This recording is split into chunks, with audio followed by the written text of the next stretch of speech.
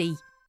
Tonight's Sign Zone starts with a look at how the BBC Children in Need appeal has helped some deaf children in Cumbria. See here in a few minutes.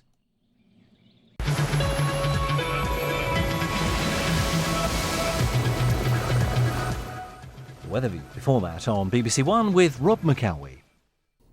I bet you don't remember, but last year in October there was significant snow, just for a brief time.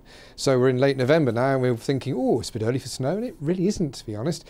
And whilst we keep up this sort of picture where the isobars give you a direction of wind from the north, if that stays, you're just going to get colder and colder, and eventually snow becomes inevitable.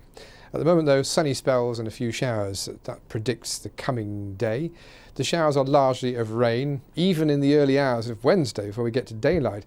They're largely rain showers, but snow will fall above about 400 metres, that sort of order, maybe 500 metres, so that takes in the North York Moors and a good part of Highland Scotland. There are rain showers in the southwest corner and a widespread frost in between. Some fog, which will take a while to go, but it shouldn't be a big problem, but in mid-morning in, for example, the Welsh Marches. And then the day reflects Tuesday in many ways. There are still showers in the southwest corner and the North Sea coast, and the sunshine in between.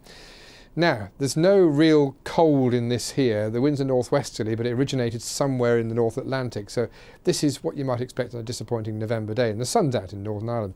But the wind coming into Scotland, now that comes straight from the Arctic, and this air is getting colder. So every shower is a snow shower once it's travelled a little bit inland, and the sunshine between, and persistent frost in many, many places in Scotland. Run down the north east coast, or the east coast of England, and you've got rain or snow depending on height above sea level alone. But in Norwich at 4 degrees, you probably don't care which it is, it's still going to feel cold. London gets a bit more sunshine, Oxford more still, and Southampton should be bathed in it. But the showers keep falling in the southwest peninsula. They are of rain. Now Wednesday night, Thursday morning, a bit different. We can throw some moisture at the cold and bring snow right through the Pennine chain, even down to the Midlands, a centimetre or two somewhere in northwest England or the Midlands of England. They won't last, those centimetres, but they're an indication what's more. Thursday to Friday, follow the isobars straight from the Arctic. These come off Scandinavia, it's cold, and inevitably snow's going to fall again. In fact, if you go through this week to the weekend and next week and go beyond the rest of the week, it certainly carries on getting colder, and some snow will fall, rather more than just a little bit. Thursday may well look like this: significant snow in Northumberland, some more snow falling in the middle of England, for example, maximum temperatures 3 or 4 degrees. And if it doesn't happen then, I say just wait. Maxima are forecast to drop. I think it's extreme to get 0 in Glasgow and Edinburgh on Saturday as a maximum temperature, but it indicates possible snow on the ground. Come a bit further south, Leeds, Manchester, Coventry and Cambridge, we're talking about low single figures. A hint of snow on Friday and Saturday in both Leeds and Manchester as a front wanders slowly down.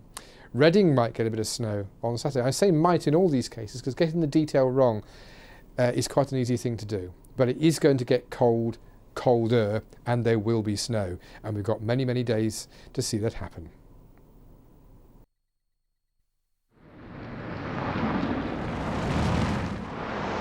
If you're driving in fog, think.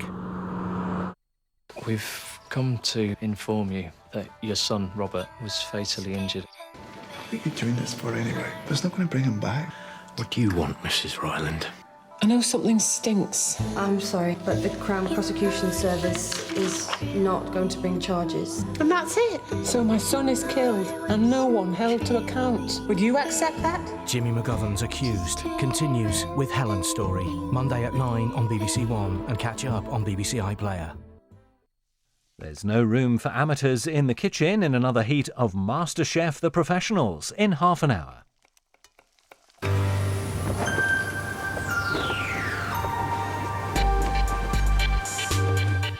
This is the Sign Zone on BBC One and BBC One HD with See Here.